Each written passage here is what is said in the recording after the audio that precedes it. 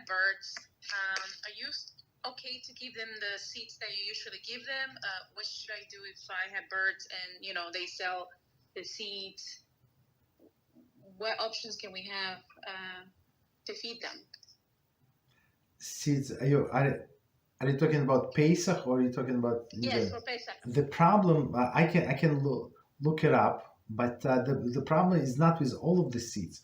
The problem for sure, the yesterday's question was about sunflower seeds. With sunflower seeds, there is is for sure a problem.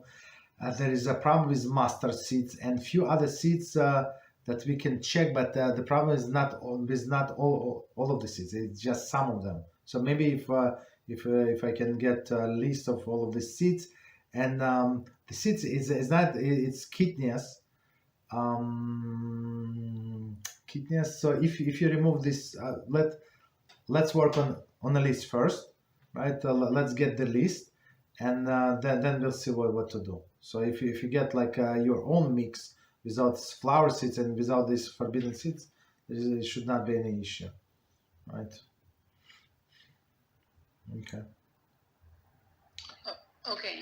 Thank you, Rabbi. You're welcome.